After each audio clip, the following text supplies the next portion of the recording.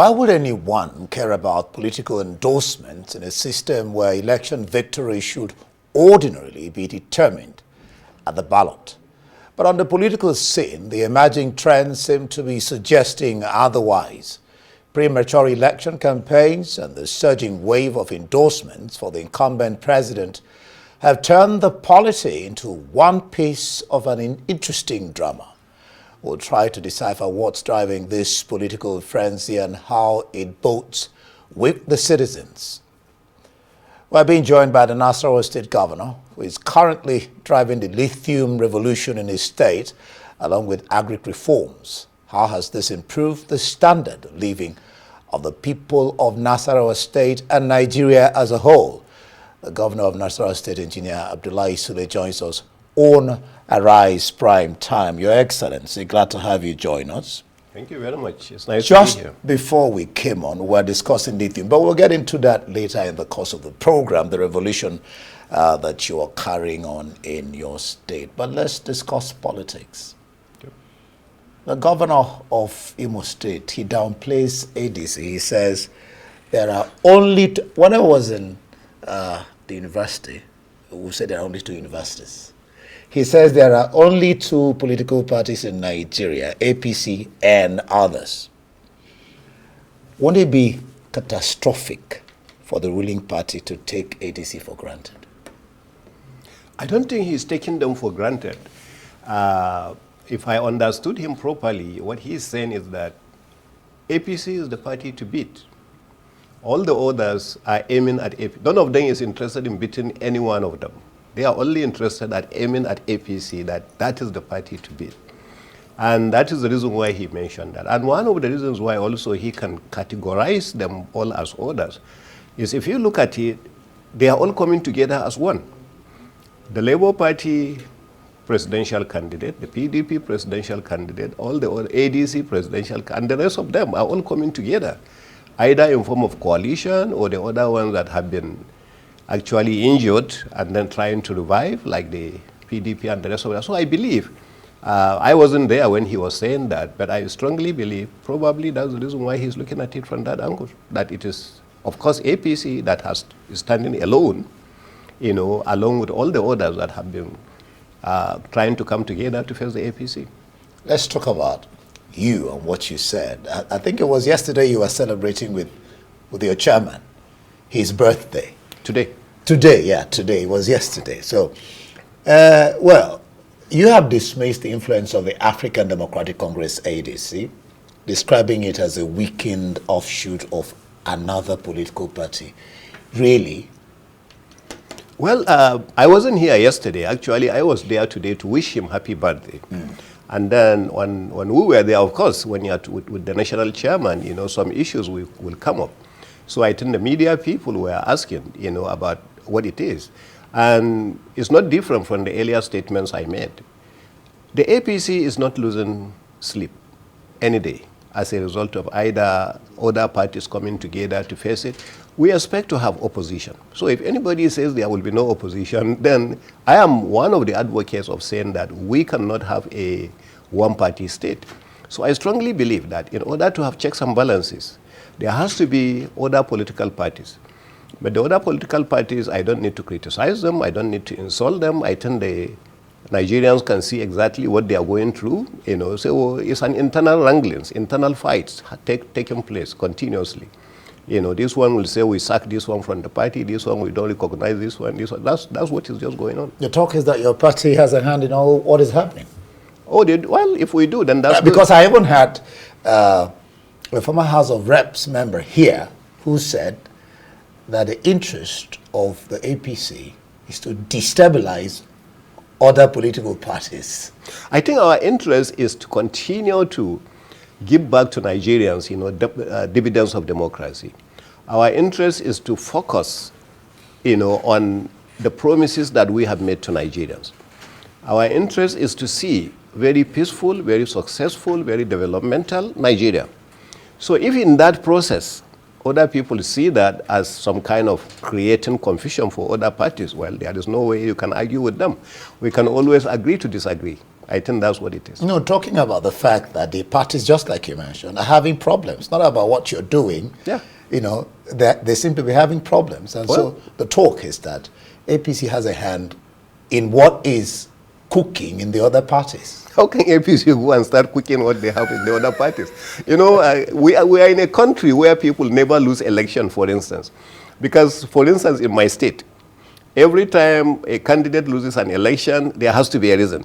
Oh, the candidate has been rigged. Oh, the INEC connive. Oh, so it has to be something. That's always the case. So if they are having their own challenges within their own party, take Labour Party, for instance, that having problem. The Abure faction is having problem with the Nanadi faction, this and that. How does APC come into that one? So I think it's just the nature of our country, but you just have to laugh about it, focus on what you are doing, and just move on. Okay, let's do some analysis. Okay. You're an engineer. I mean, so maths is not a problem to you. Definitely. Figures are not problems to Definitely. you. In 2023, President Tinubu polled 8.7 million votes. Atiku 6.9. Obi 6.1. Both of them put together 13 million plus. Enough not only to win, but win convincingly. And they are, if you like, you use the word bandying together. Obi, Atiku. Isn't APC feeling threatened? Okay, let me not criticize any one of those two. Let me come to my party. So that what I'm saying, if it is my party, then people will say, well, he's not talking about them, he's talking about him. President Bola Ahmed Tinubu polled the over 8 million votes that you have mentioned. Will you say it's because of Bola Ahmed Tinubu as a person that he got the votes, or because of the people that came around him to support him to get the votes? Definitely is the latter, isn't it? It's because of the people he has around him. So it is the same thing with any one of these individuals. None of them as an entity got those votes. Each one of them got the vote because of the people around them. So now, if those people begin to abandon them and go to other parties, do you think they can get the same votes? You see, elections is about people. Yeah. The people around you command some votes. That's why there are two kinds of people. There are people who have political value, and there are people who have electoral value. So the moment you begin to lose the people who have electoral value, then you begin to have a situation. Now, one of the political parties has a president and a vice president candidate that went into the election. Now the vice presidential candidate has left to come to our party. So you can, if you want to do it mathematically the way you are saying it, then split the votes 50-50. So we have, APC has now received another 50% of the votes. So I think the way it goes is that it is the people. It's not the individuals. It's unlike the way when our father, the late Buhari, when people were always saying that wherever Buhari went, he went with his 12 million votes. Yep. Today we don't have that. We don't have a situation where there is an individual that is moving with 8 million votes, 12 million votes, 13 million votes, 20 million votes. We don't have that anymore. And so those people are going to split, and they are going to go to where they are. Nasarawa, for instance, is a state where, in most cases, people go for individuals. We had a situation in 2011, and not the party. Not the party. In 2011, we have 24 members of the House of Assembly. 20 of them, the same day election, the election of the House of Assembly and governor, 20 of them out of the 24 voted for PDP. Only 4 voted for CPC. Yet, when it comes to the governorship election, the same day, the same time, they voted for CPC for governor. So we had a governor who ended up with 20 members of the House of Assembly that were opposition. Same day, same election. So you see, it is mathematics, like you mentioned. I wish it is mathematics, because I won't have a problem. But election is not just mathematics.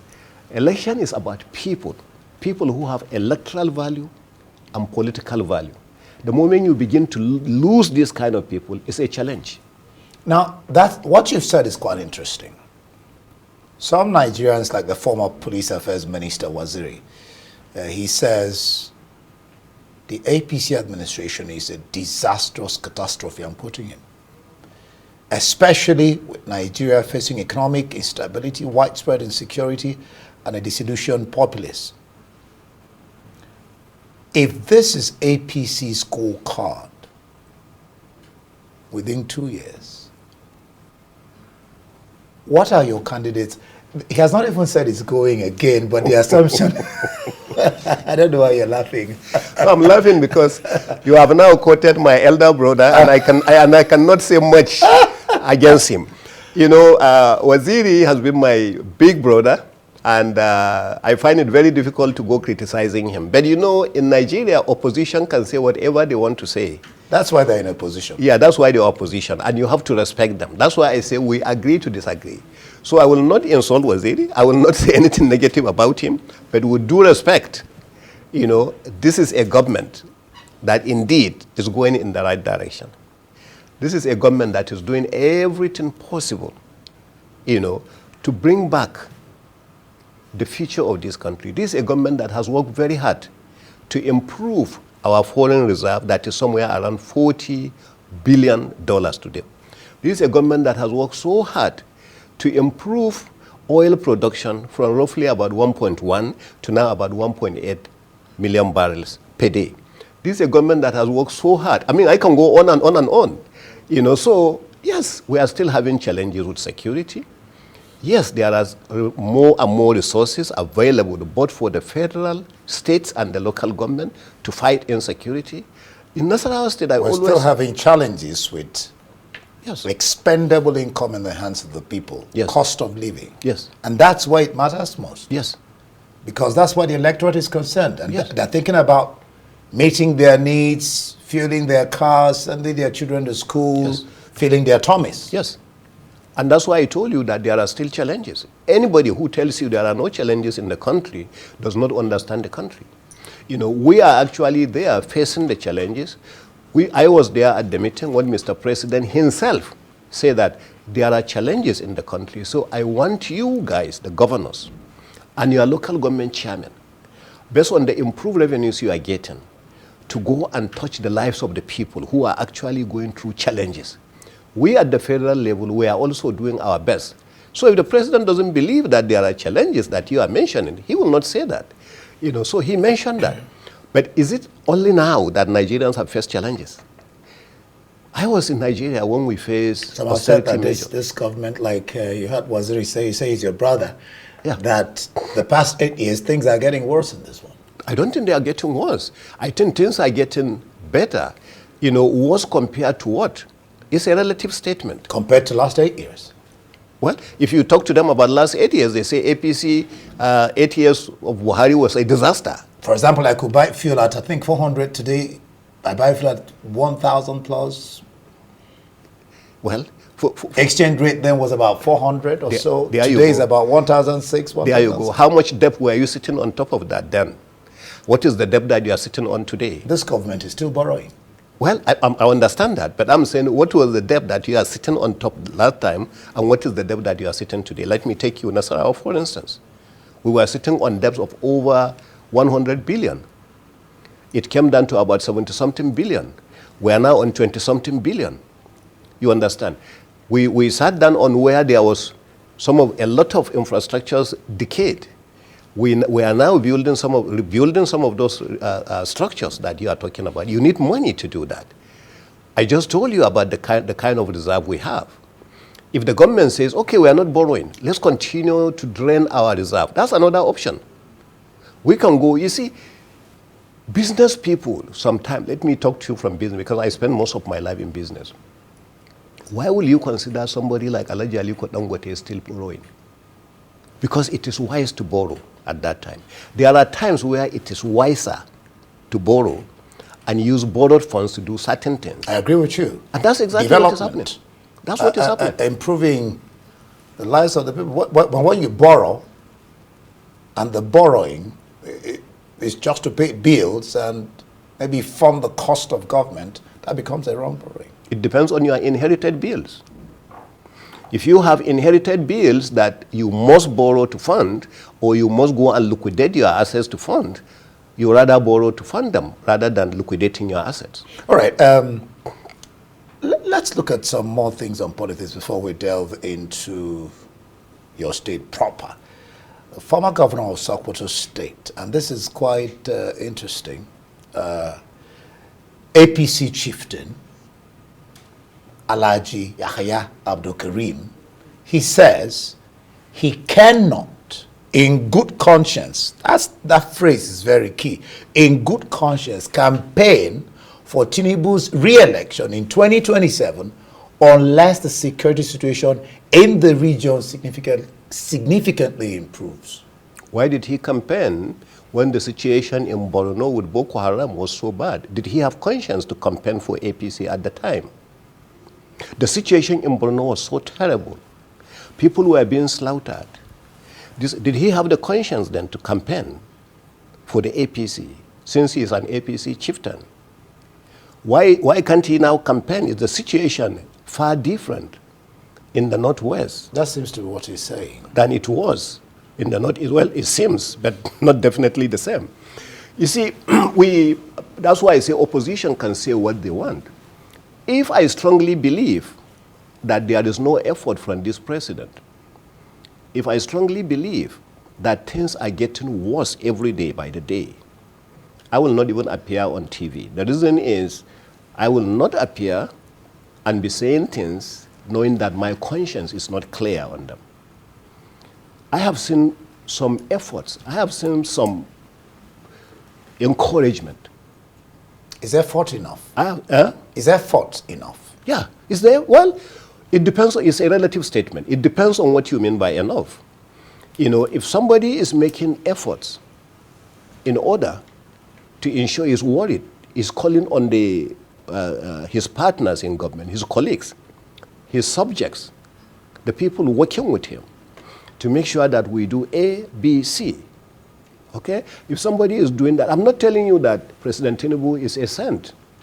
You know, just like any other person, he will have his weaknesses. But I'm saying effort is not part of his weaknesses. Hard work is not part of his weaknesses. The vision is not part of his weaknesses. He has the vision, the understanding of what Nigeria needs. It's not part of his weaknesses. You know, so he may have some weaknesses in other areas. That's what I'm saying. So, but you can't take somebody based on other weaknesses. There is nobody out there that wanting to come here that doesn't have one kind of weakness or the other. That's definite. We're all human beings. That's correct. You can't, the only perfect person I know is God. That's correct. Every other person has a weakness. What's your sense of a one-term presidency? The case of Obi, and I mean, there are muted talks that, they're just muted talks that Jonathan, PDP, who are trying to find their bearing now, might bring him in for the fact that if he comes in, he has only, his own is not even a question of he just has one term. Mm-hmm. Okay, so there's the case of Obi and Jonathan as a political tactic, not a constitutional one, especially. Obi and Jonathan to do what? No, talking about one term. Oh, okay. I'm just talking about one term. Okay. Your sense of one-term presidency. Obi has said he will do one term. He's not rocket science with one term. Mm-hmm. I can do the job, to a reasonable extent, and you're laughing again. As a political tactic, not a constitutional one, especially as it relates to the North, because of course you know that it's South now. So the gentleman agreement, after 8 years, it goes to the North. After 8 years, it goes. So what's your sense of the one term thing by Obi? He's saying one term, I get in there, and then I can get, particularly as it relates to the North. I'm talking as it relates to the North. No, I think he can say he can do half time if he wants, 2 years. But the issue is that, and I can always give you example with myself even. In 4 years, it is going to be extremely difficult for a president to say he's going to come and solve all Nigeria's problems. I don't think he said he will solve all. Good. Or to solve 50% of Nigeria's problems. 50%. Because until you enter the cycle, you think the cycle is empty. I give you a good example of myself. On the day I won my judgment, Supreme Court judgment, because of what I went through, what I saw, I was on channels on that day. And I told Sheun, I'm done with politics. I'm not going to contest for any office. I'm not going to go for anything. I'm not. And Sheun say, I say, read my lips. After the 4 years? After my 4 years, this my 4 years, I'm gone.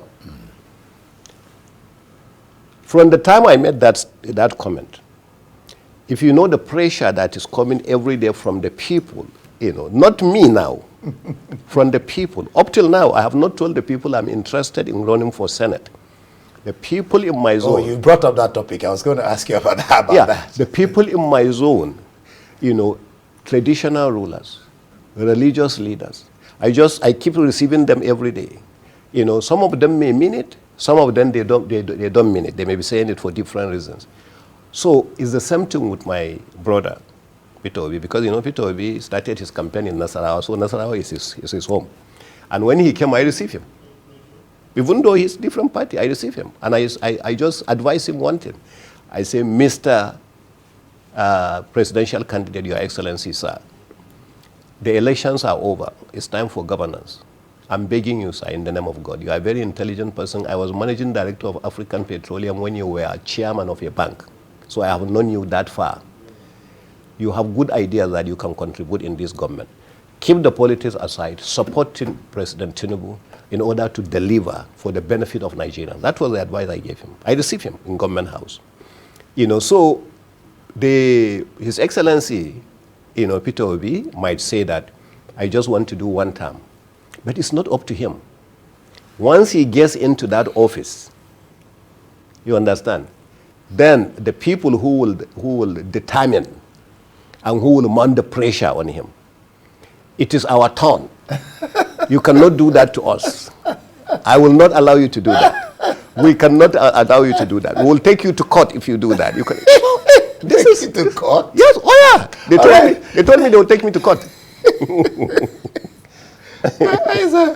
Interesting politics. Yeah.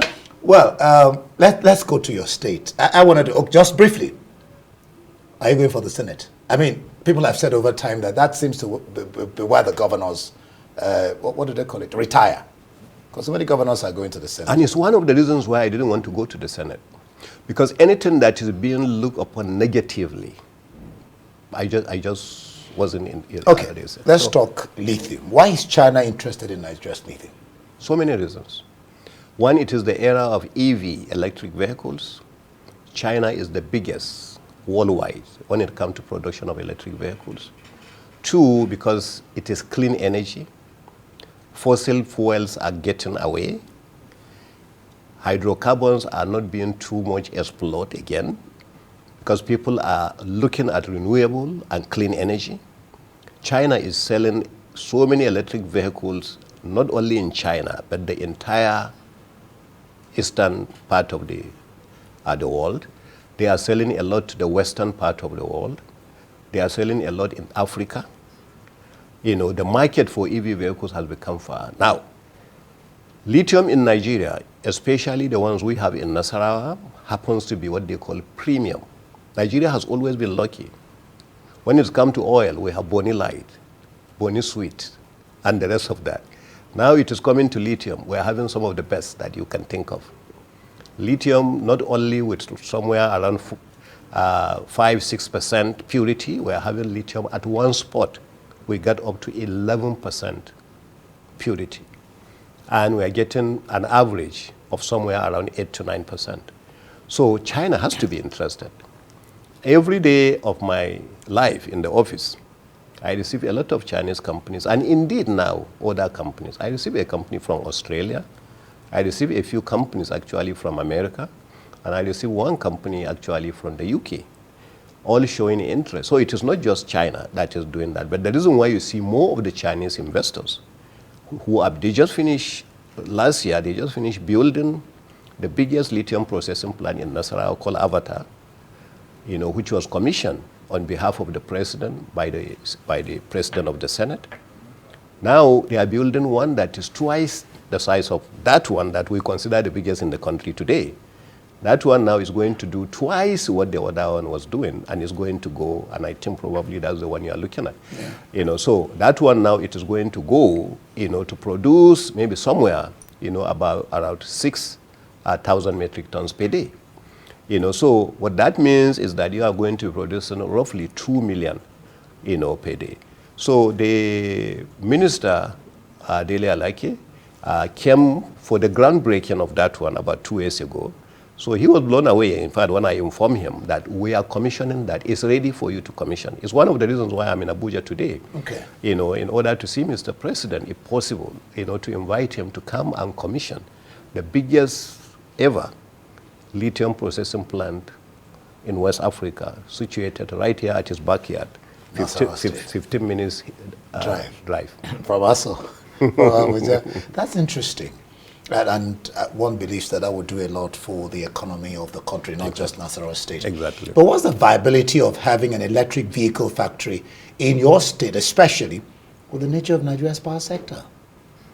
Well, you see, getting lithium is one thing, getting electric vehicle is another. I think that's what Mr. President wants. I remember when I spoke with him, he said, I don't want processing companies. I want a complete electric car, because that's the way the president thinks. He wants it all, all the way. So he's thinking exactly like the way you said. But, it's a process. It is not only lithium that you produce electric vehicle with. You produce the electric vehicle, the foundation of the vehicle, that is the base of the vehicle, is all battery.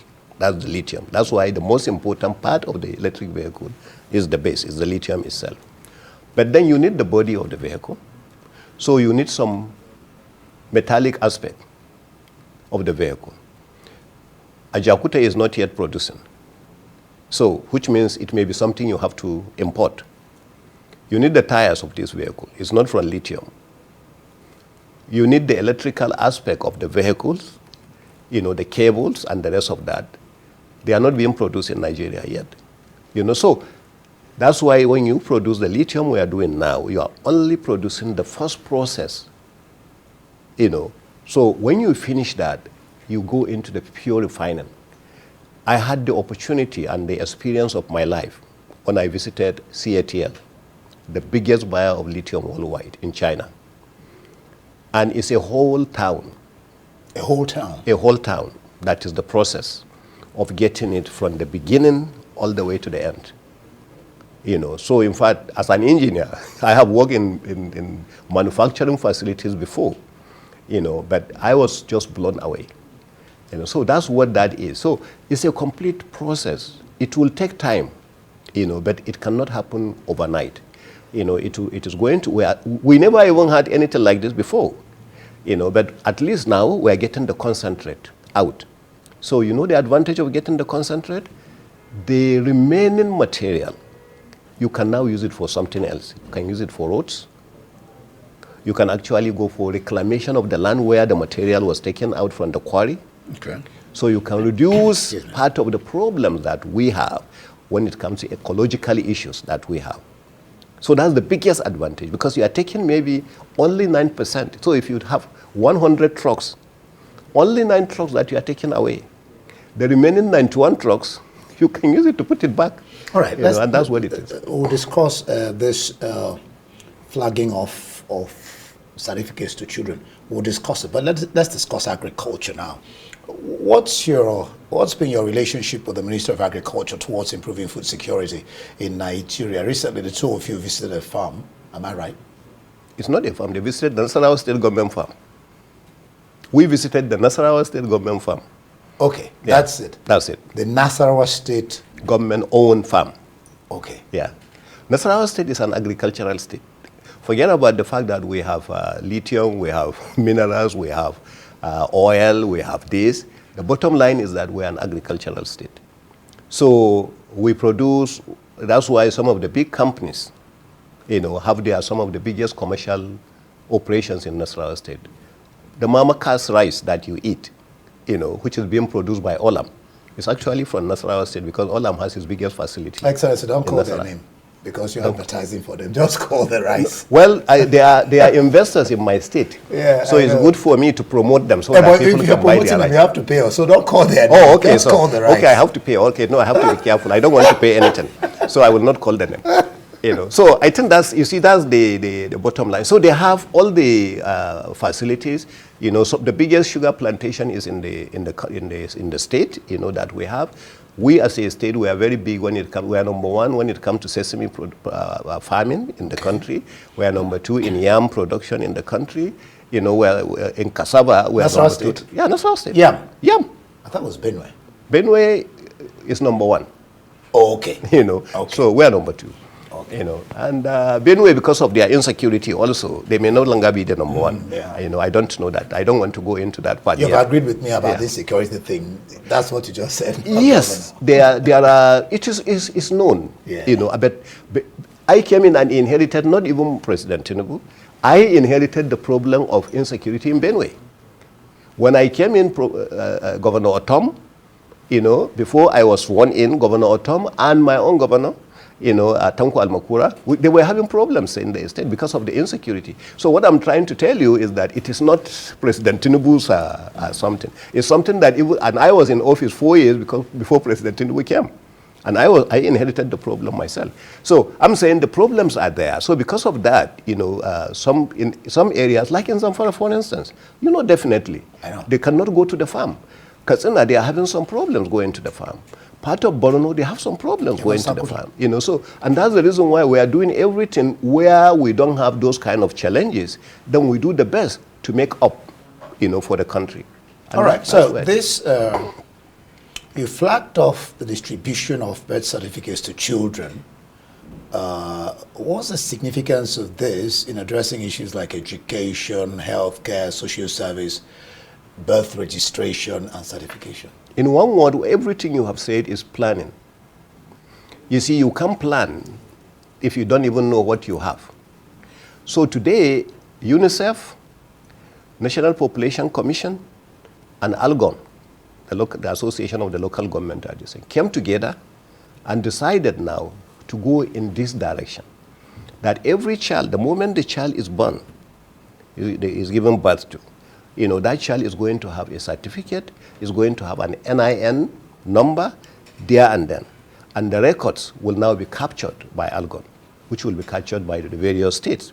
So they just launch it in Nasarawa as the beginning, and then take off from there. So the idea now is that at least you will know how many children you have. And then you can now plan. You have to plan for the education of the children. You plan actually for the growth of the children. You plan for their employment. You plan for so I think in a nutshell, the whole idea is planning. And during the event, our traditional ruler, the Emir of Lafia, who happens to be a former Justice of the Supreme Court, mentioned something. And he said the importance of having this certificate, if you guys don't know, we have so many judges that have been retired compulsorily because they were having declaration of age, dual declaration of age. So it's like they falsified their ages. So he said that alone as a reason, so many of them, because he said he's still a member of the NJC. He said so many were that. So he said the importance of this cannot be underestimated. All right, before I let you go, just maybe 1 or 2 minutes we have. How has the NETS, that's Nasarawa Economic Development Strategy, and NASIDA, Nasarawa Investment and Development Strategy, combined to enhance developments in the state? Just briefly. A lot. It is most of the things we are doing is because of that plan that we have. When we came in, we developed the Nasarawa Economic Development Strategy. And it has our focus on education, focus on health, focus on agriculture, focus on water resources, on rural development, and the rest of that. And we have been following that religiously. All these companies that you hear that this one is commissioning this, that one is doing that, investors are coming here, it is all part of the plan that is involved in the Nasarawa Economic Development Strategy. All right, we'll leave it there. Engineer Abdullahi Sule, the Governor of Excellency, the Governor of Nasarawa State, thank you for your time on Arise Prime Time. Thank you very much. It's been I really nice appreciate discussing it. with you. Thank you, sir. All right. Thank you.